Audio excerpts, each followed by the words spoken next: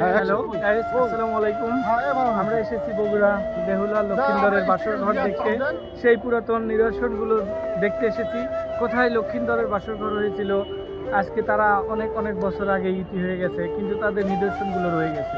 এখানে প্রতিদিন হাজার হাজার দর্শনার্থীরা আসে এই নিদর্শনগুলো দেখতে, উপভোগ করতে। অনেকে পিকনিক করতে আসে। আমরাও এসেছি, আমাদের অফিস স্টাফ সহ আমাদের সাথে অনেকেই আছে। আমি কারে রেখে কার নাম বলি, আসলে আমরা সবাই একসাথে চাকরি করি, সবাই আমার সহকর্মী।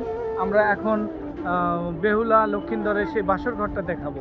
যদিও এখন সেই পূর্বের মতো কোনো কিছুই নেই, তবে কিছু কিছু তাদের নিদর্শন আছে। এখন সেই নিদর্শনটাই দেখাবো, আমাদের সেই লক্ষিন্দরের সেই বাসর ঘর, যে বাসর ঘরে লক্ষিন্দরকে সাপে দংশন করেছিল। তারপরে বেহুলা সেই লক্ষিন্দরকে নিয়ে কোলার ভেলায় ভাসিয়ে নিয়ে গিয়েছিল। যাই হোক, ওগুলো অনেক পুরাতন ইতিহাস। ইতিহাস আসলে অনেকটাই অজানা, যার কারণে বলতে পারছি না সেভাবে। তবে আপনাদেরকে সেই নিদর্শনগুলো আমরা দেখাবো আজকে। অনেক সুন্দর, অনেক অনেক দর্শনার্থী এখানে আসে প্রতিনিয়ত। একদম একটা মনে হচ্ছে যে এটা একটা পিকনিক স্পট। হ্যাঁ, এখানে আসলে খুবই ভালো লাগে, আসলে মনটা একদম ভালো হয়ে যায়, ফ্রেশ হয়ে যায়।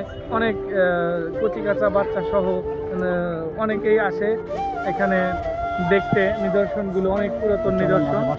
তো আমরা বাসর ঘরটা এখন দেখাবো আপনাদেরকে। চলেন। ওয়েলকাম টু বাসর ঘর। এই যে সেই বাসর ঘর, বকুল ভাই আমরা নেমে বসে, ইমন হাসান বকুল।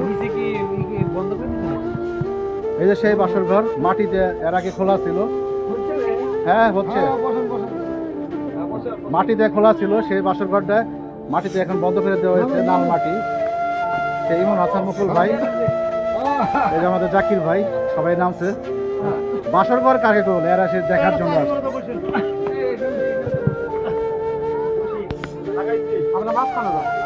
এই যে আমাদের বেহুলা লক্ষিন্দরের বাসর ঘর।